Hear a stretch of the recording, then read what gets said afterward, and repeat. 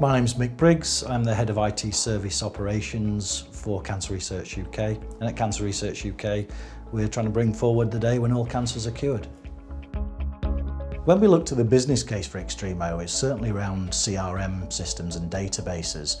We ended up purchasing it more to match a business case around VDI.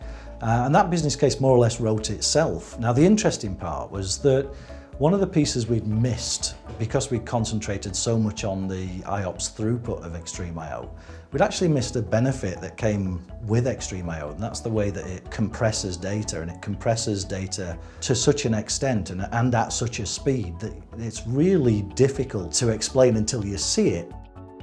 Throwing our rather large VDI estate at XtremIO gave us the opportunity to not only use the XtremIO for the VDI, but still to use it for the other things that we were still trying to write a business case for. The way that this thing scales out is literally almost plug and play, so you need another one, you bolt one in. It's not the same concept as you would with additional storage, where you're buying a tray of disks and then trying to work out how much disk and what size you need, etc, etc, etc. You buy another 7 terabyte brick, you plug it in, away you go. So we're still in the early days of what we're going to be using XtremIO for, but already we're seeing benefits not only for the customers but also for the IT people that maintain it. For the customers themselves, they saw an immediate benefit where VDI login in the morning and in the afternoon, that problem was immediately cured. And for ourselves, some of the back-end administration, day-to-day lifecycle stuff has been improved to keep that maintenance window short. So with users wanting multiple copies of the same database, one of the things that we'd initially overlooked but came back to be very, very good part of the business case was the inline data reduction.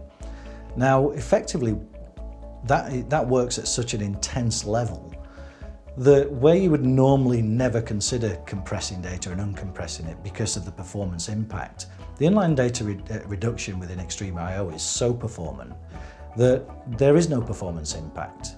Now, effectively what that means is that I can store multiple copies of the same database on a single XBrick within a very limited format because it only writes once. And I get flash performance for the same price as mechanical disk. So there's a global increase in the amount of data, and we're certainly seeing it escalating. A lot of conversations going on about structured versus unstructured data ponds. Do you buy multiple storage units, or do you find something that's powerful enough to run the whole thing? I think XtremIO could probably fit both of those cases, but right now what it's doing for us is enabling us to deal with the data growth without concerning ourselves about performance. XtremIO gave us some very, very simple benefits and was very, very simple to implement. So it was relatively a very simple purchase.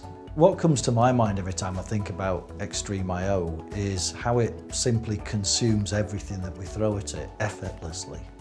I think we're sort of scratching the surface of what it's capable for, and actually indeed what we're going to use it for.